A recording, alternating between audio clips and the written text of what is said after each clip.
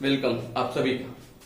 जरा इस न्यूमेरिकल में देखिए, जब भी आपको कोई न्यूमेरिकल दिया जाए सबसे पहले आप ये देखिए कि क्या आपको दिया गया है, उसके बाद आप देखिए क्या कैलकुलेट करना है ना। और जब देखोगे आप क्या कैलकुलेट करना है तो उसके लिए क्या क्या रिक्वायर्ड है, तो बहुत कुछ पहले दिया होता है, उसी से हम लोग उसको निकालते हैं। देखिए इस न्यूमेरिकल में क्या दिया गया है, दिया गया है कोई सोल्यूशन है जो 10% कंसंट्रेशन है, W/W बाई वेट मतलब, और यहाँ पे नाम है इसका ग्लूकोज, जो सॉल्यूट यूज किया जा रहा है। इसकी हेल्प से आपको करना है कैलकुलेट क्या क्या, एक तो करना है molality and after that mole fraction, और फिर कहा जाता है कि अगर आपको सोल्यूशन की डेंसिटी दी गई हो तो आप कैसे कैलकुलेट करेंगे मोलैलिटी।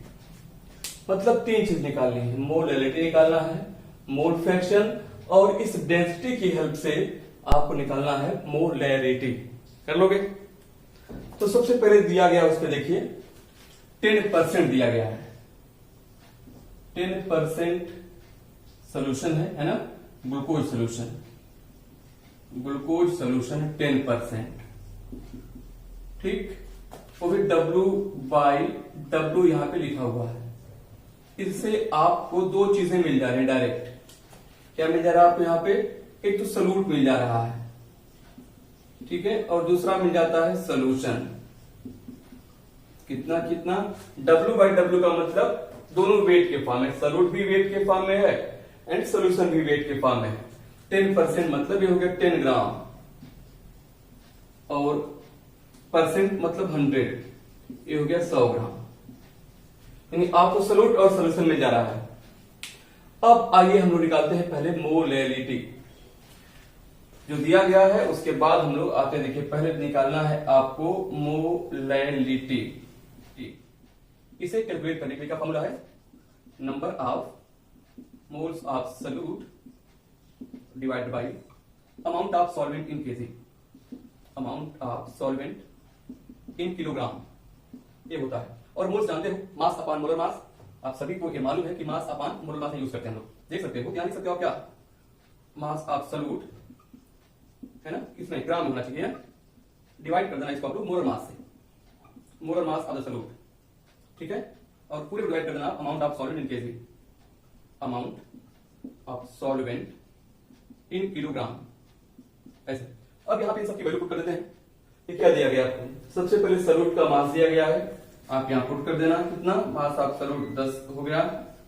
अब यहाँ पे मोलर मास यूज करते हैं, मोलर मास कंपाउंड कौन सा है, C6H12O6, ग्लूकोज यही होता है। मोलर मास कार्बन का 12 into 6 plus 1 into 12 plus 16 into 6, ये आ जाएगा कितना 180 है ना।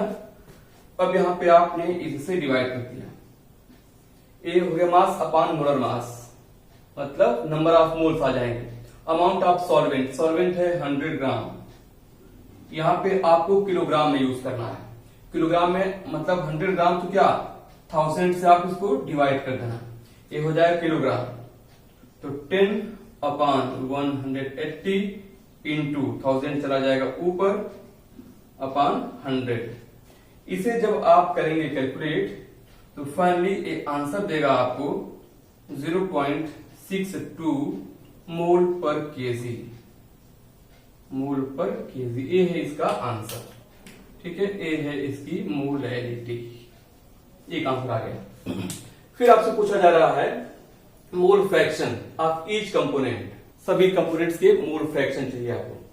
तो इसके लिए सबसे पहले आप जानिए मोल फ्रैक्शन, फार्मूला सबको याद ही होगा, है ना, आप लेक्चर भी देख सकते हो मोल फ्रैक्शन का।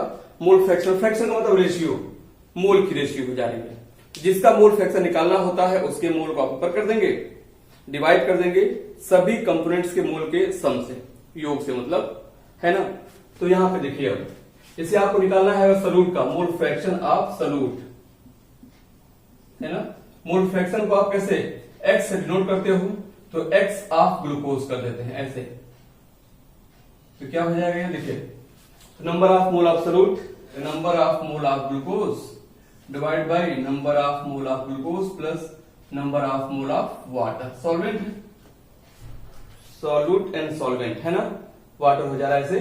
तो ग्लूकोज कितना हो जाएगा 10/180 है ना, ये कितना हो जाएगा 1/18 ग्लूकोज का मोल हो गया। ऐसे ही आप number of mole of water, number of mole of water, यहां पे क्या लिखे सोल्यूशन है 100 ग्राम है ना। जब सोल्यूशन 100 ग्राम दिया गया है तो अब हम लोग अब जानते हैं सोल्यूशन क्या है, सॉल्यूट प्लस सॉल्वेंट। जब सोल्यूशन दिया है तो सोल्यूशन से सॉल्यूट को माइनस कर दीजिए, यह आ जाएगा आपके लिए सॉल्वेंट है ना। तो 100 माइनस 10 90 ग्राम हो गया। वाटर का मोलर मास 18, ये आ गया 5। यहां पर वैल्यू पुट कर दिया, देखिए अब ऐसे। तो हम लोग क्या निकालने वाले हैं, मोल फ्रैक्शन ऑफ सॉल्यूट यानी कि x ऑफ ग्लूकोज। तो ग्लूकोज के नंबर ऑफ मोल्स यहां पे हो गए, ग्लूकोज मतलब 1/18 डिवाइड कर दिया जाए, दोनों के मोल्स को ऐड कर दें 1/18 प्लस 5, ये क्या हो जाएगा इक्वल हो जाएगा 1/18, ये क्या हो जाएगा 91/18। ऐड करोगे ना, अरे कितना हो जाएगा, इक्वल करोगे आप 1/18 इंटू 18/91, ये हो गया 18 से 18 कट जाएगा 1/91। और जब इसे 0.011 आफ्टर कैलकुलेशन, ये हो गया सेकंड का आंसर। ठीक है, अब इस तरह से दूसरे का निकालते हैं। वैसे अब जानते ही हो, जब एक का मोल फ्रैक्शन आ गया, दो ही कंपोनेंट हैं, तो सोल्यूशन में जितने कंपोनेंट होते हैं सभी कंपोनेंट के मोल फ्रैक्शन का सम ऑलवेज कितना होता है 1। It means x of glucose, mole fraction of glucose plus mole fraction of water, ये होगा इज इक्वल टू 1 है ना। यह ग्लूकोज का आ चुका है, तो x ऑफ H2O अगर करोगे आप तो 1 minus x of glucose 1 minus 0.11 ऐसे हो जाएगा, इक्वल हो जाएगा 0.989। ये हो गया दूसरा आंसर। क्लियर, देखिए ऐसे है ना, दोनों के मोल फ्रैक्शंस आ गए। इसके बाद करना है कैलकुलेट हम लोगों को मोलैरिटी। मोलैरिटी के लिए सबसे पहले डेंसिटी आपको दी गई है, यहां पे आइए अब हम लोग ट्राई करते हैं इसकी मोलैरिटी। तो मोलैरिटी के देखिए यहां पे, तो फाइनली आते हैं अब मोलैरिटी के लिए। तो आप जानते हो, देखिए मोलैरिटी का जो फार्मूला, इसके पहले मोलैरिटी था, अब मोलैरिटी ये क्या होता है, number of moles of solute divide by volume of solution in litre. Volume of solution in litre, litre में होना चाहिए तभी तो स्क्रीन दिखाती है मोल पर लीटर, मोल पर लीटर है ना। अब यहाँ पे मोल्स है, तो मोल सभी देखा आपने, मास अपॉन मोलर मास लिख भी सकते हो चाहो आप, ये क्या हो जाएगा mass of solute, mass of solute unit gram की रहेगी, यहाँ भी डिवाइड कर देंगे molar mass of solute, molar mass of solute, इसको डिवाइड कर देना आप कैसे, volume of solution in litre, volume of solution in litre, litre में दिया जाएगा। ये भी सॉल्यूट का मास तो दिया गया है ना, कितना 10, और अभी हम लोगों ने मोलर मास यूज किया था 180, ये आगे मोल्स आ गया। अब आते हैं volume of solution in litre. यहां पे सबसे पहले अब चाहिए आपको क्या, वॉल्यूम ऑफ सॉल्यूशन चाहिए, वॉल्यूम ऑफ सॉल्यूशन क्या होता है, मास अपॉन डेंसिटी, ये होता है ना, मास अपॉन डेंसिटी।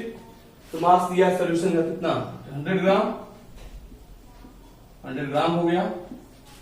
डेंसिटी कितनी है 1.2 ग्राम पर एमएल की डेंसिटी दी गई है, यहाँ पे क्या है डेंसिटी है, डेंसिटी 1.2 ग्राम पर एमएल मिलीलीटर। ठीक है, इसको आप आगे यूज कर देखिए, वो इतना हो गया।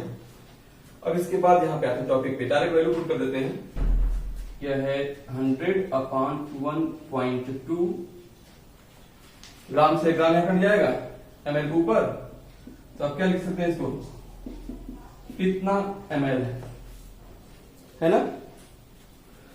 अब ये ml है तो इसको लीटर में कन्वर्ट करते हैं। पूरे को 1000 से आप डिवाइड कर दोगे, लीटर आ जाएगा यहां से। क्लियर? और अब इसे जब कैलकुलेट करोगे आप, जब 10/180 इंटू क्या हो जाएगा 1.2 इंटू 1000 अपॉन कितना 100। इसको जीरो को जीरो कट जाए यहां से, एक जीरो ऐसे कट जाएगा यहाँ पे, ये आ जाएगा कितना, ये आ जाएगा 10 इंटू 1.2 अपॉन 18। और फाइनली जब इसे कैलकुलेट करोगे आप तो 0.67 मोल पर लीटर आएगा। ये इसका अगला आंसर।